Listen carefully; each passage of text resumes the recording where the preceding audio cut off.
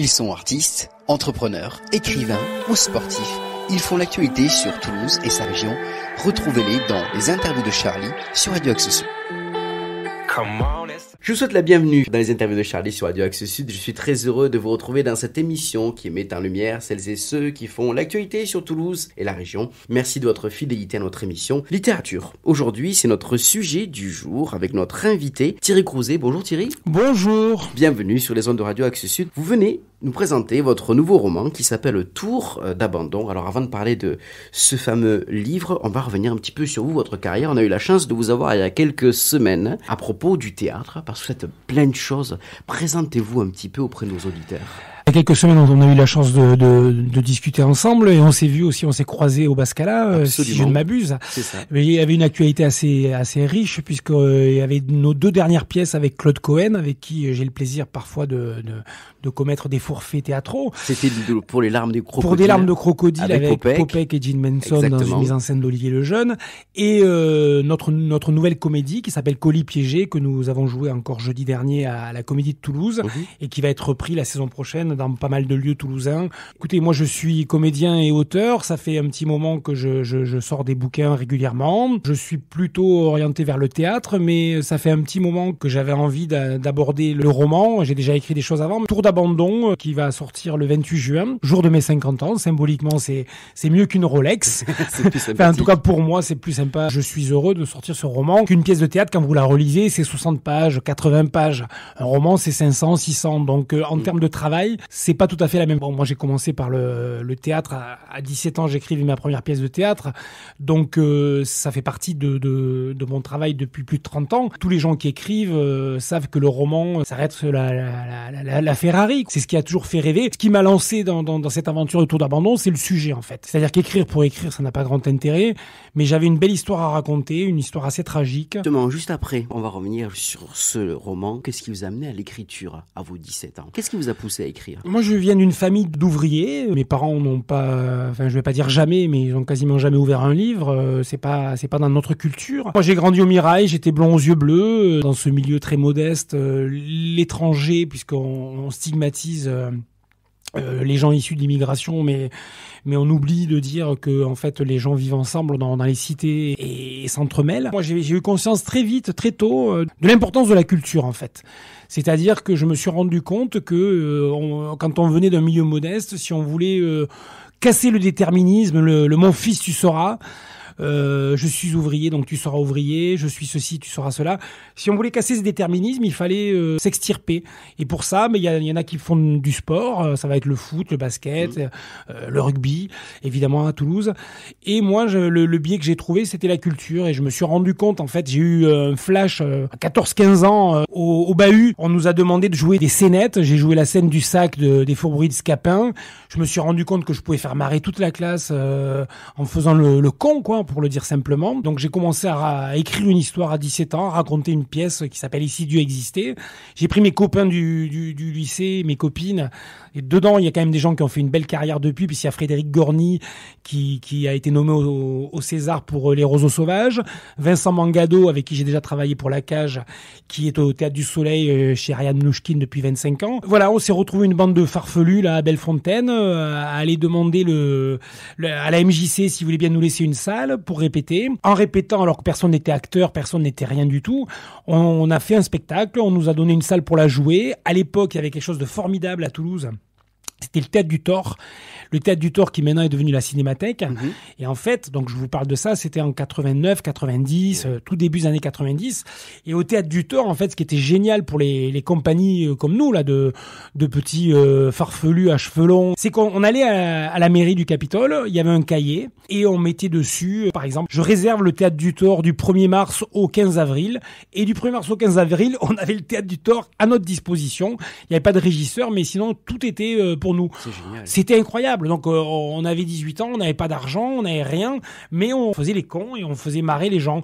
C'est un peu, toute proportion gardée bien sûr, mais je pense que c'est un peu l'aventure qu'ont vécu les gens du Splendide et compagnie à Paris, où on se retrouve comme ça, une bande de copains à faire les zinzins. Et moi j'étais celui qui avait envie d'écrire. Je sais pas si les autres n'avaient pas envie d'écrire, mais en tout cas c'est moi qui écrivais. Et voilà comment... Comment ça a commencé. Et ensuite, j'ai fait des études assez longues avec l'histoire et sciences politiques, mais... Toujours l'écriture en filigrane. En écrivant toujours des pièces de théâtre et en montant des spectacles. Donc depuis plus de 30 ans. Mais c'est parti d'une scène des Faubourgs de Scapin où je faisais marrer les copains. Je me suis dit, mais ça peut marcher avec les filles, ça peut rendre populaire. Enfin, vous voyez, tout ce que quand on est ado et qu'on n'est pas très bien dans sa peau, on fait pas mieux que les autres en tout cas. L'écriture est quelque chose de très à part en fait. Surtout quand on a la chance de jouer après ces textes. Je vous assure que là, on se dit qu'on fait pas ça pour rien. Donc faire rire les gens, ça fait du bien. Moi, j'aime bien écrire des bêtises, mais des choses pour faire marrer. Écrire aussi avec des choses qui ont du sens, c'est très important pour moi. Et d'ailleurs, même dans les comédies, vous parliez tout à l'heure des larmes de crocodile avec Popek et Gene Manson. Olivier Lejeune, qui a mis en scène, m'a dit à la première lecture, mais cette pièce est formidable. Vous traitez un sujet très fort, la fin de vie, qui nous concerne tous, et vous le faites ça en comédie. Dès qu'on se sert de la comédie pour dire des choses graves, ça parle aux gens. Tour d'abandon, votre dernier roman qui sort le 28 juin, est-ce que vous pouvez nous en dire un petit peu plus? Tour d'abandon, la petite histoire, j'étais à San Diego, ça fait le mec qui se la raconte un peu, j'étais en Californie à San Diego, dans une voiture, et les amis avec qui j'étais, il y a un de ces amis-là, qui nous raconte sa vie. Et on était avec la chair de poule, les gens dans la voiture, en fait, il nous raconte, donc c'est quelqu'un qui est steward, et il nous raconte qu'un jour il rentre de vol, il était marié depuis 16 ans avec la mère de ses enfants, et il y a la police qui l'attendait chez lui, alors qu'il était encore en uniforme, pour lui passer les menottes pour des histoires de violence conjugale. On était tous bouleversés dans cette voiture, et il y a quelqu'un qui a lancé, mais Thierry,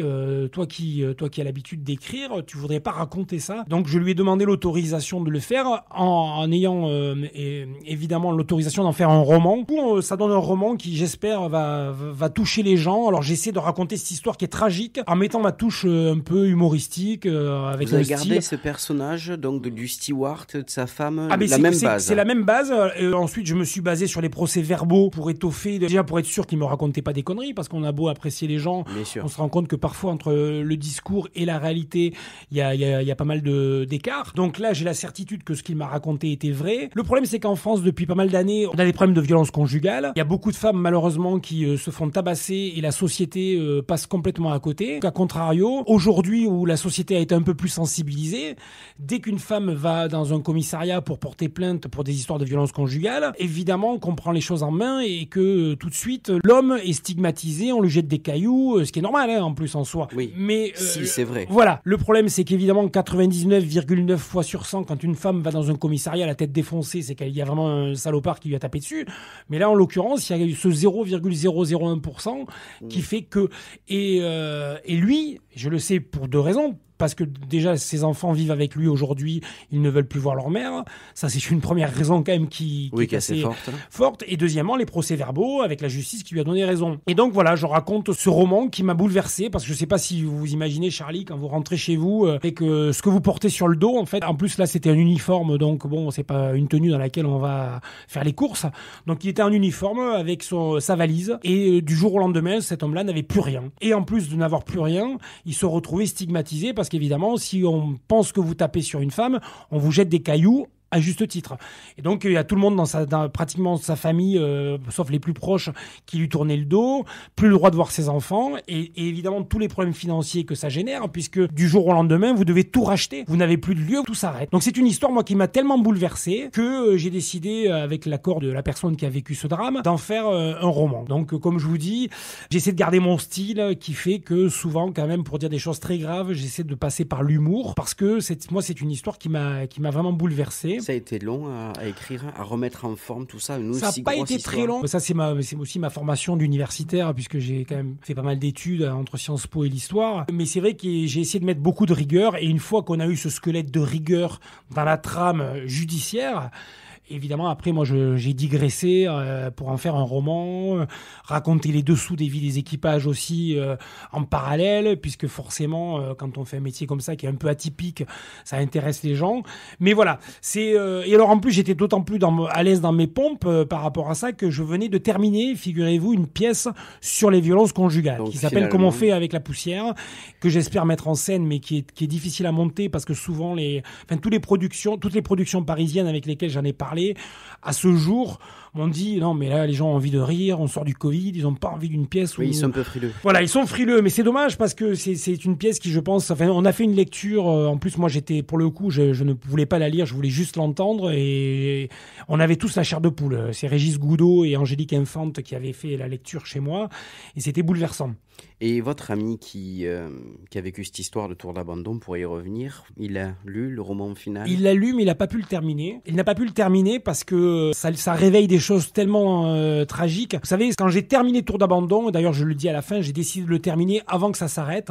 C'est-à-dire que je l'ai terminé il y a quelques mois, mais l'histoire judiciaire n'était pas encore complètement terminée. C'est-à-dire que cette femme est complètement... Enfin, je ne veux pas utiliser le mot folle, parce que mais c'est quand même quelqu'un de très nuisible et qui continue encore de lui balancer des petits cadeaux empoisonnés de temps en temps. Mais on est dans du harcèlement, en fait. À part que, comme je le disais tout à l'heure, la société juge souvent à raison, mais l'homme est coupable. Oui, un homme qui tape sur une femme, c'est inadmissible. On est d'accord. On est d'accord tous là-dessus, à part que quand l'homme n'a pas fait ça et qu'on donne raison à la femme pour la seule raison que c'est une femme, puisque c'est ce qui s'est passé là, parce qu'elle a quand même été poussée l'horreur jusqu'à se mettre elle-même des coups. Elle s'est mutilée parce qu'évidemment elle n'est pas arrivée au commissariat en disant on m'a tapé dessus avec la même tête que quand elle va à une soirée toute maquillée. Elle y est allée avec la tronche défoncée, pour le dire un peu crûment. Donc si vous voulez, quand on est capable de s'auto-mutiler pour aller faire du mal à quelqu'un, c'est qu'on a un pet au casque, pour le dire en toulousain. Ça nous donne envie de lire ce roman Tour d'abandon qui sort le 28 juin prochain, je le rappelle à nos auditeurs. La présentation sera faite? Oui, on va faire une présentation, alors c'est pas encore officiel, mais bon, c'est en bonne route. Normalement, l'été arrivant, il y a l'Écluse de Saint-Pierre qui est un nouveau lieu de culture qui vient d'ouvrir. Très sympathique. Très sympathique, notamment pour les concerts, mais on va peut-être, on aimerait bien y jouer la cage là-bas. Ils ont une belle salle de spectacle. Et a priori, le mardi 28, donc le jour de la sortie, on fera au niveau du patio de l'Écluse Saint-Pierre, à l'intérieur. Je pense que ça va être dans les 18-19 heures. Donc tout le monde sera le bienvenu. Je ferai évidemment une dédicace, mais on fera une présentation du roman à ce moment-là.